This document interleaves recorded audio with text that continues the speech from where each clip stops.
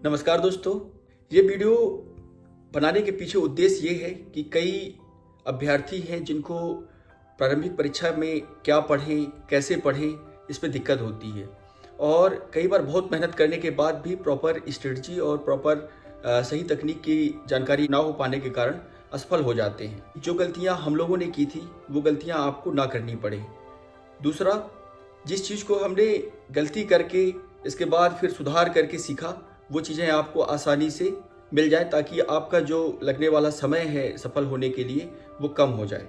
तो शुरू करने से पहले कृपया चैनल को सब्सक्राइब कर लें ताकि हमारा और आपका साथ बना रहे। बेल आइकन को प्रेस कर दें ताकि आपको आने वाले वीडियो का नोटिफिकेशन मिल जाए। और यदि आपको वीडियो अच्छा लगे तो अपने मित्रों के साथ इसको शेयर जरूर करें। अब देखते हैं कि इस वीडियो में हम क्या क्या सीखने जा रहे हैं। स्मार्ट प्रिपरेशन है, उसका मतलब क्या होता है। दूसरी बात ये देखेंगे कि प्रीलिम्स एग्जाम के जो बेसिक्स हैं वो क्या है।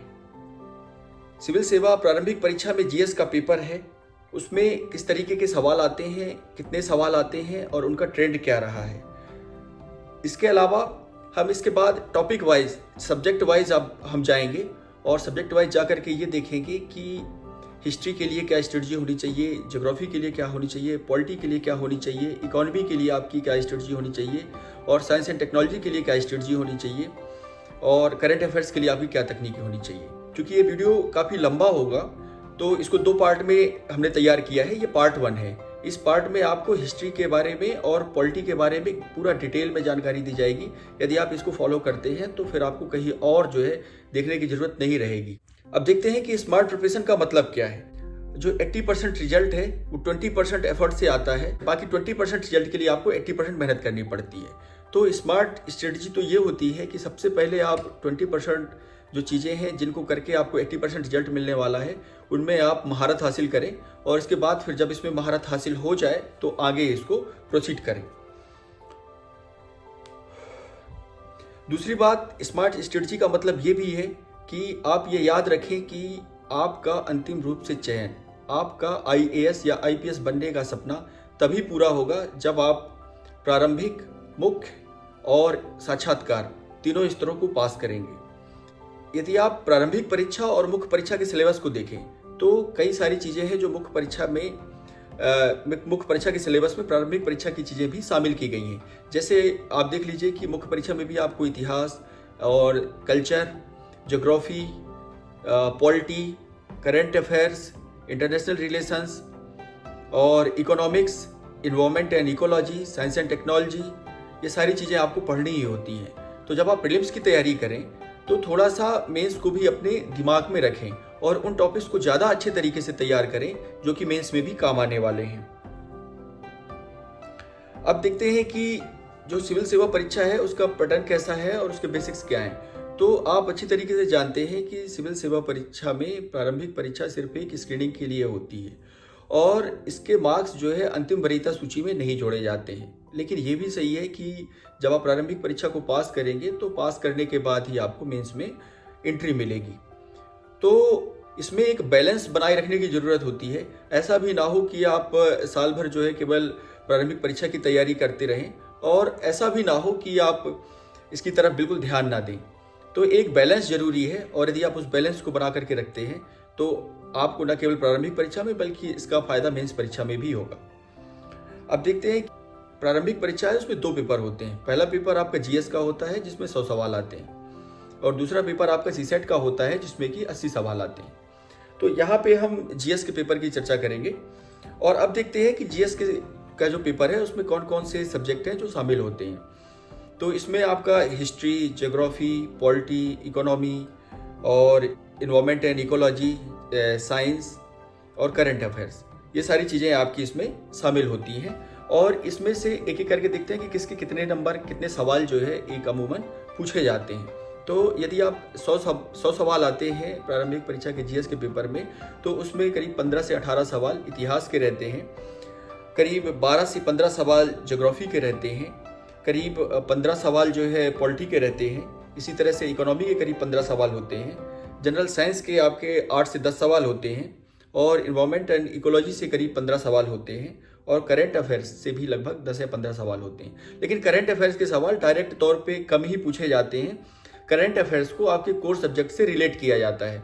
जैसे मान लीजिए कि पॉलिटी में कोई टॉपिक है जो करंट अफेयर्स में चल रहा है, तो उसको पॉलिटी के बैक में जा करके कोई कॉन्स्टिट्यूशनल प्रोविजन आपसे पूछ लिया जाएगा। या कि इकोनॉमी में कोई टॉपिक बहुत अच्छे से चल रहा है या कि कोई चर्चा में चल रहा है, तो उसके बैक में जा करके उससे संबंधित कोई सिद्धांत या कि कोई बेसिक कोर चीज़ है वो आपसे पूछ ली जाएगी।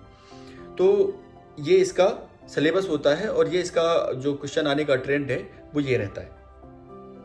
अब हम एक एक करके चर्चा करते हैं कि एक एक विषय है उनकी तैयारी की रणनीति क्या होनी चाहिए।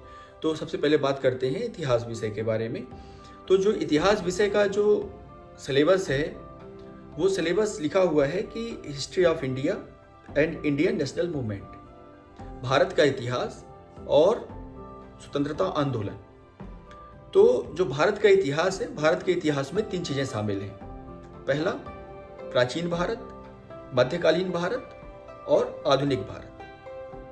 और इसमें भी जो इतिहास के जो 15 से 20 सवाल होते हैं, इसमें भी एक पैटर्न होता है। इसमें 50% से ज़्यादा सवाल मॉडर्न इंडिया से आते हैं और इसके बाद एंशिएंट इंडिया से करीब जो 30 से 35% जो हिस्सा है वो इतिहास पोर्शन का वो एंशिएंट पार्ट से रहता है। और बाकी बचा हुआ 4 सवाल जो है 4 या 5 सवाल जो है आपके मिडाइवल इंडिया से आते हैं। तो सीधी तौर पे ये आपने देखा कि हमें जो सबसे ज़्यादा जोर देने की ज़रूरत होती है वो मॉडर्न इंडिया में होती है और इसके बाद एंशिएंट इंडिया में और इसके बाद फिर मिडाइवल इंडिया में। अब देखते हैं कि प्रिपरेशन की सही स्ट्रेटजी क्या होनी चाहिए। तो इसमें भी हमें उन टॉपिक्स पे ज़्यादा ध्यान देना चाहिए जिनसे सवाल ज़्यादा पूछे जाते हैं।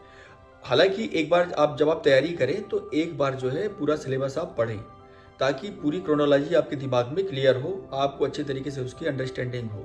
लेकिन ये भी सच्चाई है कि आप हर टॉपिक पे हर चीज़ पे महारत हासिल नहीं कर सकते। तो जो बचा हुआ जो वो टॉपिक हैं जो कि जैसे सबसे ज़्यादा सवाल पूछे जाते हैं उनमें विशेष एम्फेसिस करें ताकि वो सवाल गलत होने की संभावना आपकी कम रहे।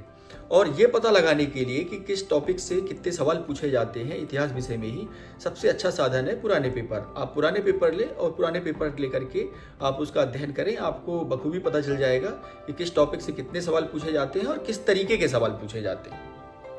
अब मैं आपको वो चीज़ें बता रहा हूँ जो मैंने खुद अपने लिए की थी, इससे आप भी इसी तरीके से कर सकते हैं इसको।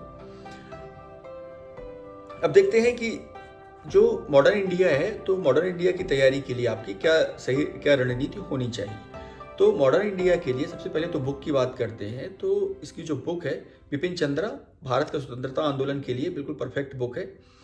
यदि आप इसको अच्छे से कर लेते हैं तो आपको जो प्रीलिम्स लेवल पे और मेंस के लेवल पे भी जो चीज़ें आने वाली हैं उनमें से कोई चीज़ छूटेगी नहीं। इसके अलावा मैं आपको बता रहा हूँ एक टीवी सीरियल है, भारत एक खोज, डिस्कवरी ऑफ इंडिया। ये आप YouTube में जाएंगे और भारत एक खोज टाइप करेंगे, टाइप करने के बाद आपको उसमें मिल जाएगा। ये भारत एक खोज में प्राचीन काल से लेकर के यानी कि सिंधु घाटी सभ्यता से लेकर के और देश के आज़ाद होने तक की पूरी कहानी वीडियो फॉर्म में बनाई गई है। तो यदि आपका इतिहास में इंटरेस्ट नहीं बन रहा है तो आप जो है सबसे पहले भारत एक खोज के वीडियो देखें, उससे आपको सब्जेक्ट में इंटरेस्ट बनने लगेगा। और उसमें कई ऐसी चीज़ें हैं जिनके बारे में सवाल भी आपको पूछे जाएंगे और आपको बन जाएंगे। जैसे पर्सनैलिटी से रिलेटेड सवाल पूछे ही जाते हैं यूपीएससी एग्जाम में। इतिहास को, जहाँ तक इतिहास की बात करें हम तो यदि आप उनको रियल में वीडियो फॉर्म में देख लेंगे तो तुरंत आपके दिमाग में क्लिक करेगा और ऐसे सवाल गलत होने की संभावना आपकी कम हो जाएगी। क्योंकि मेरा ऑप्शनल सब्जेक्ट भी इतिहास था, इसलिए मुझे बहुत ज़्यादा इसके लिए मेहनत करने की ज़रूरत नहीं पड़ी थी।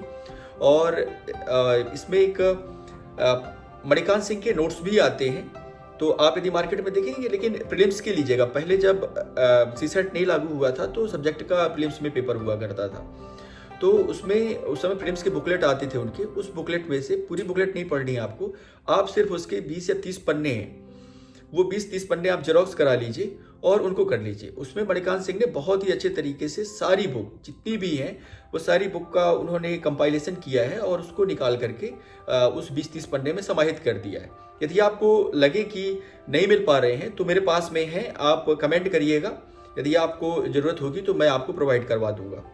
लेकिन हाँ, ये बहुत अच्छे हैं क्योंकि आपके प्रीलिम्स लेवल पे जितने भी मॉडर्न इंडिया के सवाल आते हैं तो उसमें लगभग आपको 70 to 80% सवाल उससे आपके जो स्वतंत्रता आंदोलन को लेकर के जो स्पेसिफिकली सवाल हैं वो बन जाते हैं। ये अब देखते हैं कि जो वो टॉपिक कौन से हैं मॉडर्न इंडिया के जिनमें सबसे ज़्यादा सवाल पूछे जाते हैं। तो सबसे पहले तो आप ये देख लें कि जब ब्रिटिशर्स यहाँ पे आए तो उन्होंने एक जो लैंड रेवेन्यू सिस्टम लागू किया, जैसे कि स्थायी बंदोबस्त हो गया, महालवाड़ी प्रथा हो गई और रैयतवाड़ी प्रथा हो गई। तो इनके बारे में आप अच्छे तरीके से पढ़ लें।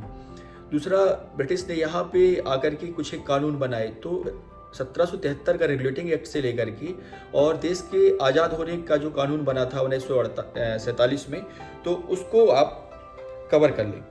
और इसके अलावा जो गांधी जी के मूवमेंट हैं, जैसे कि आप शुरू से कर लें असहयोग आंदोलन से लेकर के पूरा भारत छोड़ो आंदोलन तक का, और भारत छोड़ो आंदोलन के बाद भी जो मूवमेंट हुए, जैसे नेवी विद्रोह हुआ और आज़ाद हिंद फौज का जो मामला हुआ, और इससे पहले भी जो जितने भी आंदोलन हुए, जो मूवमेंट हुए, उनके बारे में बहुत अच्छे तरीके से आप स्टडी करें। और जब आंदोलन के बारे में स्टडी करें तो इसको पढ़ने की तकनीक ये है कि आप जो है सबसे पहले जब उसको पढ़ें तो उसमें ये भी ध्यान रखें कि इसका कारण क्या था, ये कैसे घटित हुआ और बाद में इसका परिणाम क्या निकला। तो ये आपको देखना है। साथ में उसके बीच में जो जो पर्सनैलिटी आ रही हैं उनको विशेष रूप से आपको फोकस करके रखना है, ताकि जब भी पर्सनैलिटी से रिलेटेड सवाल आए तो आपको तुरंत क्लिक कर जाए। क्योंकि सबसे ज़्यादा गलती जो होती है वो यहीं पे होती है कि हम उसका थ्योरी पार्ट तो पढ़ लेते हैं, लेकिन जब पर्सनैलिटी का कंट्रीब्यूशन उसमें पूछ लिया जाता है तो ये एक फैक्ट होता है जो हमारे दिमाग से निकल जाता है, और हम एग्जाम में अक्सर कन्फ्यूजन करते हैं और कंफ्यूज होने के साथ में वो सवाल को गलत करके आते हैं। और ये ऐसा सवाल होता है जो उसका कि बड़ी आसानी से यदि आपने पढ़ा है तो वो हो सकता है। अब जो है इसके अलावा जो सामाजिक धार्मिक सुधार आंदोलन हुए थे तो उसके बारे में, जैसे राजा राम मोहन राय हो गए, ईश्वर चंद्र विद्यासागर हो गए, दयानंद सरस्वती हो गए, इसके संबंध में जो आपके मूवमेंट है तो उसमें महापुरुष कौन थे जिन्होंने इसको लागू किया, उसमें कौन कौन लोग इन्वॉल्व थे, इसका कोर वैल्यूज क्या थी, इस सब के बारे में आपको डिटेल में स्टडी करनी है। इसके अलावा कुछ एक किसान आंदोलन और आदिवासी विद्रोह हुए हैं। ये जो आदिवासी विद्रोह हो रहे हैं या कि किसान जो विद्रोह कर रहे हैं, उस विद्रोह के पीछे के बेसिक रीजंस क्या रहे हैं, तो ये देखना है। और इसके अलावा पुराने साल के पेपर आपको एक बार जरूर सॉल्व करने हैं। जैसे जैसे आप पढ़ते जाएं आप उस टॉपिक के सवाल जरूर सॉल्व करते जाएं।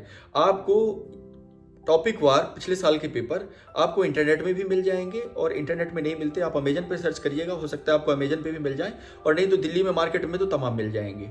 तो आप उसको जरूर रख लें और जो जो टॉपिक आप पढ़ते जाएं उस टॉपिक से संबंधित सवाल जरूर सॉल्व करते जाएं। इससे आपको मतलब एहसास होता रहेगा कि आपकी तैयारी किस दिशा में जा रही है। अब देखते हैं कि मेडिवल इंडिया के लिए आपकी क्या रणनीति होनी चाहिए। तो देखिए, मैंने बताया आपको कि मेडिवल इंडिया से 4 या 5 सवाल ही ज़्यादा से ज़्यादा पूछे जाएंगे, तो या कि 5 भी मैंने ज़्यादा बोल दिए। इसमें भी बिल्कुल स्पेसिफिक है जहाँ से सवाल पूछे जाते हैं, जैसे कि आपका आर्ट एंड कल्चर पार्ट का मेडिवल इंडिया से सबसे ज़्यादा सवाल पूछे जाते हैं।